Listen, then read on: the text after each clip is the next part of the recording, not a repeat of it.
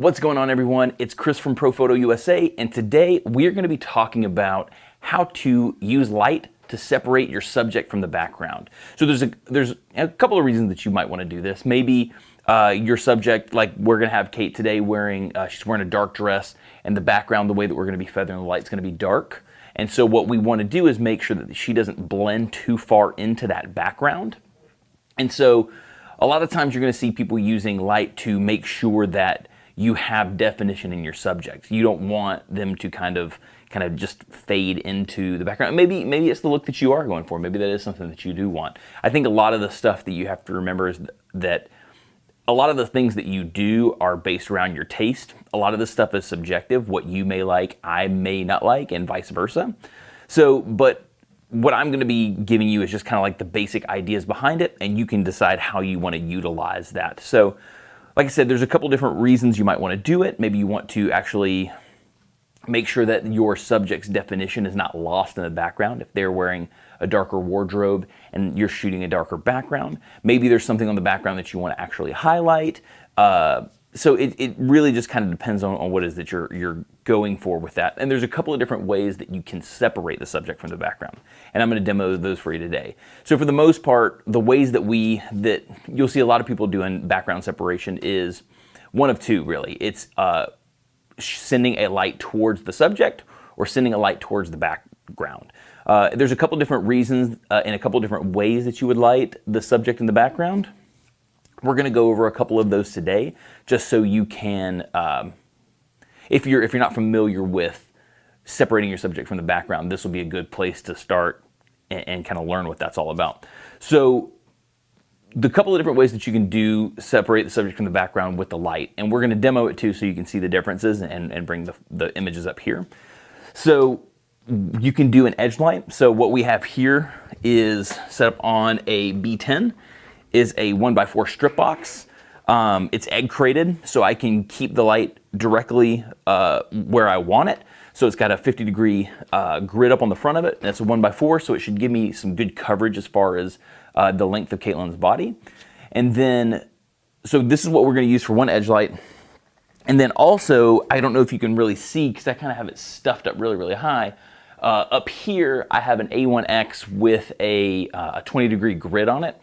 And what we're going to use that for is more of a hair light, or in the photo that we're going to take of Caitlin, she's actually wearing a hat. And so in that hat, we want to give the rim or the brim of her hat some highlight. So once again, it doesn't get lost in that background. I think the hat is a wardrobe decision that we made, and we want to make sure that we highlight that. So those are going to be kind of the two ways that you want to light your subject whenever the light's coming towards them. You can do the same thing too if you're going with a white background and you're lighting the white background with two lights. The cool thing about that is the light coming back forward once again will start to give you some edge light there as well. So you have some ways of doing it. But for the most part, you're going to see lots of edge lights or hair lights and stuff like that, just highlighting what you want. And we're going to do both. So like I'll have a shot with Kate with just the rim light. I have a shot with Kate with just the hair light, so you can see the separation there. Sometimes people will even put the light right behind the subject and blast it forward. That way you kind of get light from both directions, and we can do that as well. So we'll give that a test out too. And then the other way is you just turn that light right back around and you point it at the background, and you use the background as kind of, the lit background as kind of the thing that differentiates the subject from the background. So with that being said, I have set up right here a 5-foot RFI Octa. It's running on a B1X head. I'll tell you my camera settings as soon as I walk over to it. I know it's an f8, probably 2/50th of a second. My guess is ISO 160. You know what, I could actually look at Capture 1 and see what that is. We're shooting the Capture 1 for anyone who wants to know. Yep, 1/250th, ISO 160, f8. I was right on the money. So we have a 5-foot RFI Octabox set up right here on the side. That's going to be our main or fill, depending on how we're shooting. So for the most part, when you're using your edge light, which once again is a 1x4 strip box, the RFI lineup with an egg crate on it, a lot of times when you're shooting your rim light's going to technically be your main light. And this isn't always the case. Once again, this always comes back down to taste. But a lot of times you're going to see this utilized as your main light, and your bigger light source is going to be your fill. You're going to want to try to make sure that they're positioned across from one another, because, and that's to say, if your edge light's coming from behind, you want your light to kind of come from forward, because the main thing that this is going to act like is a big reflector. So it's not necessarily going to be as powerful as the rear light, just because at that point you start losing the edge light and the fact that the rim light or the fill light is equal power, or equally as bright on the exposure. So a lot of times what you're going to see is this a little bit brighter, and then your fill light just doing some subtle filling of the image kind of makes sense in the world lighting, but your fill is going to be more of a reflected shot. Once again, you can change that up however you want to depending on your taste, but for this one we're going to back down the front light a little bit, just so it acts more of a reflector than it is a main light, because we're going to be using the strip as a main light. That being said, for the most part, we'll kind of have, it'll be the same idea with the A1X up in the rafters. It will be acting more of your main. It'll be a little bit hotter than you'll see coming from the big fill in the front. And then when we flip it around, the main light in the front will become the front light, and then we'll just use the light to kick it back. So I'm going to have Caitlin come in here, and we are going to fire off some shots. So once again, 5-foot RFI octa is going to be the fill. We're going to start with the rim light with the 1x4 strip box first. So Kate, mind if we get you in here to the shot? So let's flip the camera vertical, because that's what I want. Perfect. Also, I don't know if you guys have led onto this yet by possibly commenting in the section, but this live, even though the video is running live, I am not actually live on the video. I am on an airplane right now, flying somewhere over the continent of the United States of America, on my way to Los Angeles. So we wanted to make sure that we could give you the live today, but we were on an airplane, so this is going to be the next best thing that we can provide. So here we go. So I'm going to turn off Group C, which is my A1, so to make sure that that's not going to flood into the shot. And then we are going to take this shot of Kate with the rim light. I'm actually probably going to bring it in a little bit more. Luckily I have things on roller stands, so that makes life a ton easier. So right on, here we go with the shot in 3, 2, 1. There we go. So in that shot right there, hang out right here for a second, Kent. So in that shot right there, the background light, the rim light, and the big fill light are pretty equal. I'm going to kind of swap those out a little bit, bring the back rim light up a little bit more so it feels a little more like a fill, or like a main light, and then bring that front light down a little bit so it feels more like it's just a reflected light from something bouncing into the scene. So let's go here to Group A. We'll knock that down. Let's say what happens when we knock it down to stop, and go to Group B. And we're at full power on B, so maybe just bring it a touch tighter. There we go. Pretty happy with that. Let's raise it up a touch too. There we go. Sweet. So here we go. Right here, Kate. 3, 2, 1. Boom. So granted, I got a little bit of flare from the light actually creeping in. It's probably a little, I probably came down a little bit more than I wanted to on the main. So I'm gonna back the strip box off, just because I don't want that creeping into the shot. I really don't want it flaring. And then I'm gonna bring back up about a half stop. I took it down a full stop, but I think that might have been overdoing it. So right here, Kate, 3, 2, 1. So there we go.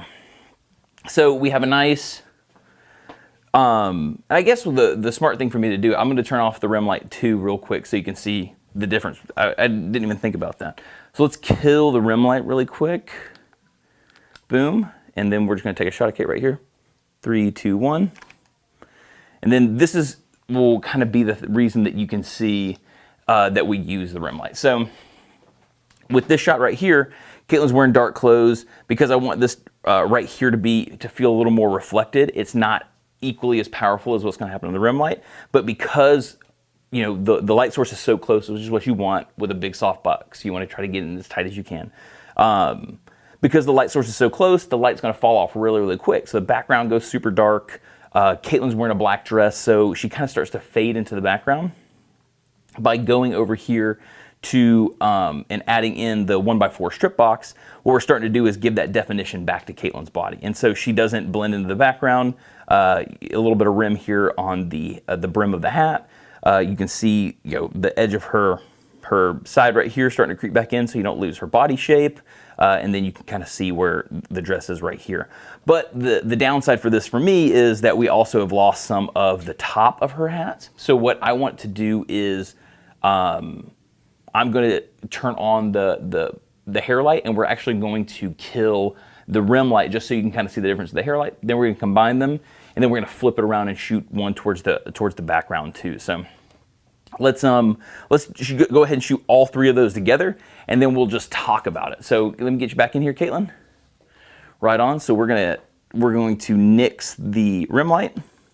We're going to kick on the hair light right back here, Caitlin. Nose towards the, let's shimmy right there, perfect. Maybe not that far, come back a little bit, there we go, perfect. Nose, there we go, eyes back towards me. 3, 2, 1. And so this is good, that was, last shot was with the hair light. I know you can see it on my screen right now, so you can see there's a little more reflection on the shoulders. So let's bring all three into the shot. So we have them all. Oh, right back here where the eyes go. There we go, 3, 2, 1. Cool. So right on. So for me, you know what? I'm going to bump the front power up just a little bit more. Just once again, this is kind of a taste thing. If you like a little more on the fill light in the front, right back here, 3, 2, 1, Caitlin. Perfect. That's actually more along the lines of something that I like. You can see we still have a good amount of power here. A nice fill from there. But what's great is the lights now, I've got some separation of the shoulder here on both sides, and separation of the rim, separation of the arm here. And once again, I can see her body shape, which is really, really important whenever you have a subject wearing clothing that starts to match the background to kind of keep that definition in there. So let's go back up to the shot that I had of just the hair light. So what's cool about this, once again, you're just getting a different type of separation. So we're getting a little more detail right up here with the hat. We can actually see the entire brim, a little bit of a highlight up here, and then some shoulder highlights as well, and a little bit back here on the arm, which kind of help define off the body. So two different ways of using separation from the background. I could probably pump the power up on the A1X and get a little bit more out of it, but I knew that I was going to blend that with my rim light, which I'm really, really happy with. So once again, with the rim light blended into it, we have a lot of nice coverage. So that's a way of using the lights towards the subject to get your subject separated from the background. So what we're going to do now, really quickly, is I'm going to take the same light, I'm going to turn this off, and I'm actually going to bring an A1X over here. Actually, you know what? I'm not even going to bring it over here. I'm just going to, from up high where it's at right now, let me drop this down so I can roll my stand around.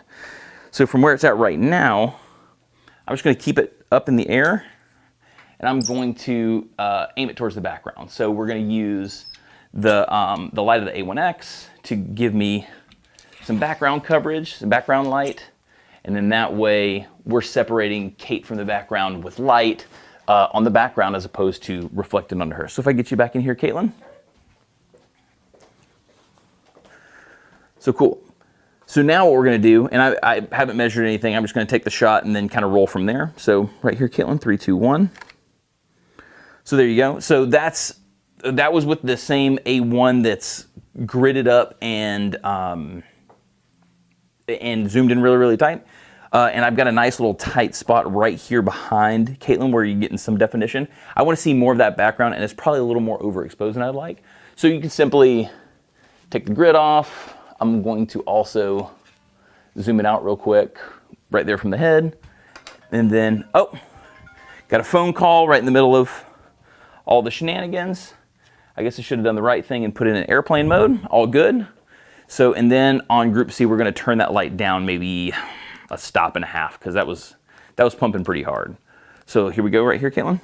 3, 2, 1. There we go.